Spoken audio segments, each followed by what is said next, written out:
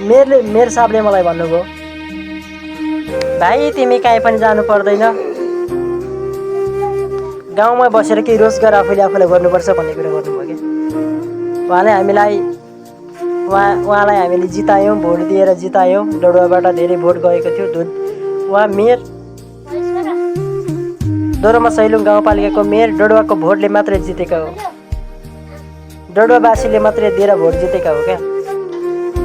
यदि डडुवाले भोट नदिएका भए त्यो स्थानमा पुग्ने थिएन त्यो मेयर। तर यो जित्नु भयो, स्थानमा पुग्नु भयो।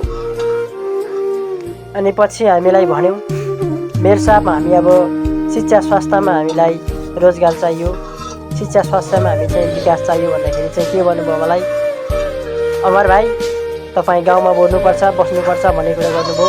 तिनजना के भन्नुभयो, 300वटा बाख्रा पाल्नुहोस्, 40वटा गाई पाल्नुहोस्, 20वटा भैँसी पाल्नुहोस्, 50वटा बुङ्गुर पाल्नुहोस्, तपाईँलाई काफी हुन्छ भन्ने कुरा गर्नुभयो। अनि त्यस्तो स्थितिको क्षमता मसँग भइदिएको भए म पनि मेयरमा उठ्थ्यो होला क्या। मेयर जस्तो मान्छेले हेर्नुहोस् त, मेयर जस्तो मान्छेले यस्तो मलाई भन्नुभएको छ, 300वटा बाख्रा पाल्नुहोस् भनेको यहाँ हो र? कसरी पाल्न सक्छ होइन? 300वटा बाख्रा तपाईँहरूले पाल्न सक्नुहुन्छ र मलाई बताउनुहोस्। 20वटा भैँसी पाल्न सक्नुहुन्छ? सक्नुहुन्न नि कसैले। घरमा एउटा भैँसीलाई पाल्न सकिँदैन। कताबाट केबाट घाँस पातको सबै किनेर खानिदिनु पर्ने हुन्छ, सक्दैनन्, चाखर गर्नै सक्दैनन्। अनि 50वटा बुङ्गुर पाल्नुहोस् भन्नुभयो। 50वटा बुङ्गुरलाई स्याहार गर्न सकिन्छ? सक्दैन नि।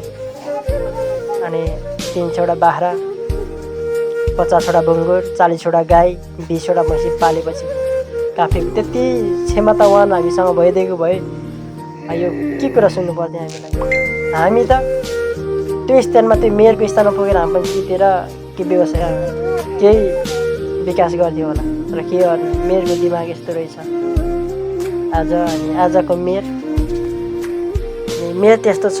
4-5 वर्ष 1 वर्ष नपुग्दै, 6 महिना नपुग्दै डडुवाको स्कुलहरूमा सबै मास्टरनीहरूलाई सर मिसलाई सारेको गर्छन्।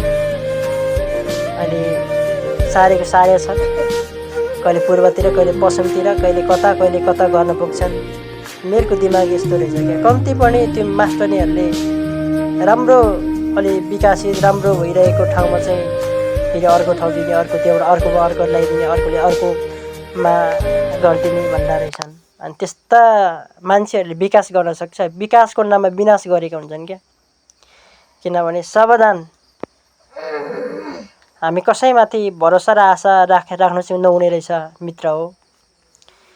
अब के गर्नु, म त यत्तिकै फसेँ है। अब फसेँ, तपाईँहरू पनि नफस्नु होला है। अब म गाउँबाट चितवन आएको छु। गाउँमा केही काम नलागेर चितवन आएको छु यहाँ अब बालबच्चालाई पढाउनका निम्ति। यहाँबाट पनि अब सेटिङ मिलाएर अब कता जानुपर्छ भन्ने कुरा अब विचार गरिरहेको छु। त्यस्तो हुँदो रहेछ क्या। त्यस्तो हो। अनि पार्टीको पक्षमा इमान्दारी पार्टीको पक्षमा लाग्यो भने सही कुरा हो। देश र जनताको लागि लड्ने पार्टीलाई खोज्यो भने, पार्टी कुनै पनि सरकार छैन, हाम्रो व्यक्तिको सरकार छ। व्यक्ति इमान्दारी भयो भने चाहिँ उसले भ्रष्टाचार नगरिकन सही सकुशल आफ्नो नेतृत्वलाई सफल तरिकाले गर्यो भने चाहिँ राम्रो हुनसक्छ। तर त्यस्ता व्यक्तिहरूसँग चाहिँ पछि लाग्यो भने चाहिँ मान्छे बिग्रिन्छ, खत्तमै हुन्छ। अनि कतिजना हामी हजुर मेयर साहब अर्को पालि आउँछन् फेरि चुनाव समयमा दशमलाई बिम्ती हजुर मलाई भोट जितेर दिन्छन्, दिनुपर्छ लात्ताले मार्टिनेहरूलाई। म त यस्तो रिस उठेको छ, उठिछु के गर्नु।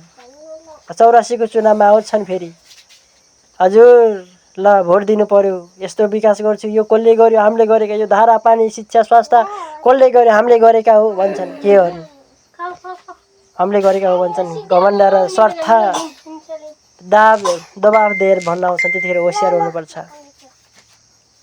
है। आज हामी त्यस्तो अवस्थामा छौँ। त्यही भएर त्यत्तिकै नेपालमा जेन्जी आन्दोलनमा कतिपय ज्यान गुमाएको छ बिचरा। यो देशको लागि लडिराख्नु भएको छ। परिवर्तन होस्, शिक्षा स्वास्थ्यमा हरेकमा विकास होस्, यहाँ चाहिँ रोजगार पाओस् भनेर लडिराख्नु भएको छ है जेनजीहरूले। अनि यसमा सपोर्ट हुनुपर्छ। धन्यवाद छ, खुसी लाग्यो यो भिडियो हेरिदिनु भएकोमा धेरै धेरै धन्यवाद तपाईँहरूलाई।